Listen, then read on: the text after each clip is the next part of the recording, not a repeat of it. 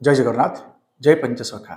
सत्य मालिका का और एक नया अध्याय को सबको प्रणाम और स्वागत। पिछले अध्याय में हम आलोचना किए थे, सत्संग में विचार रखे थे, भगवान कल्की जी की धरावतरण उड़ीसा में होगा। ये उड़ीसा कहाँ पे है और महापुरुष इसका बारे में क्या वर्णन किए हैं।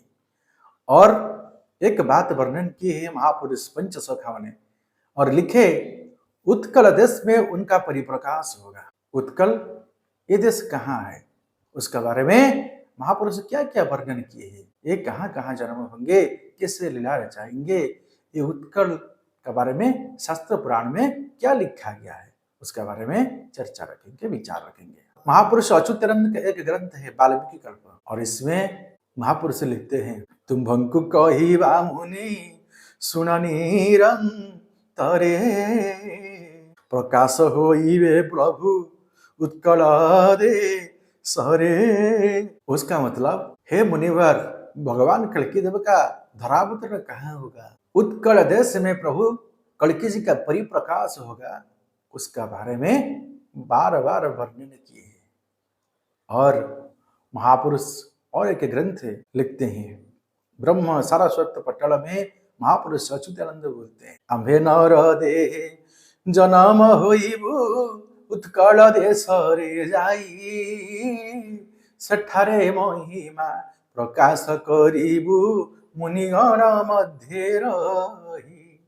और महापुरुष सुंदर भाव में लिखते हैं, पंचसखा और भगवान ये सब उत्कल देश में प्रकट होंगे, उत्कल देश में जन्म होके अपना लीला को विस्तार करेंगे। और किन लोगों का साथ विस्तार करेंगे, जो साधु संत मुनि ऋषियों पैदा हुए हैं धरा पर, प्रभु उनका साथ अपना लीला को विस्तार करेंगे। जैसे सत्य युग में तपस्वी लोगों का साथ प्रभु लीला प्रकट किए, त्रेता युग में कपि यानी वानर सेना का साथ प्रभु लीला प्रकट किए, और द्वापर युग में प्रभु गोपियों के साथ अपना लीला को विस्तार किया, प्रकट किए। और इस कलि युग में जो मुनि लोग हैं, वो मुनि लोग किस्सा है, उसका बारे में वो अगले समय पर विचार करेंगे।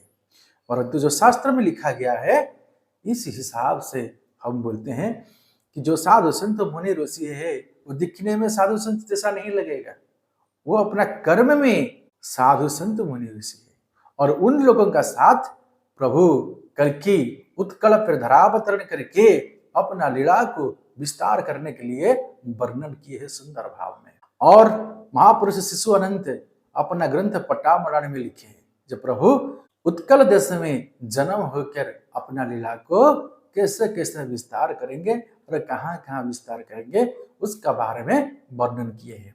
अपना ग्रंथ पट्टामराण में लिखे, उत्कल मंडल नित्य रासस्थल गोलख मंडल सार उत्कल मंडले जोग क्षेत्र होई रहिब एकाम्रपुर।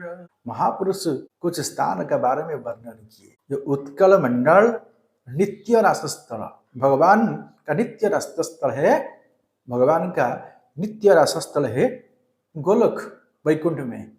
और भगवान बोलते हैं ये गोलक वैकुंठ उत्कल में होगा, और ये उत्कल मंडल नित्य रासस्थल गोलक मंडल सार। ये उत्कल मंडल गोलक मंडल है और नित्य रासस्थल है, जहां पर भक्त भगवान का लीला प्रकट होगा। और उत्कल मंडले जोग क्षेत्र होई रहिब एकाम्रपुर।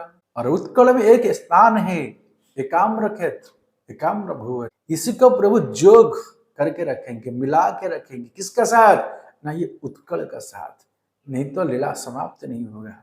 वही परम धाम, वही परम स्थान है, भगवान कल्की जी का लीला का स्थान है।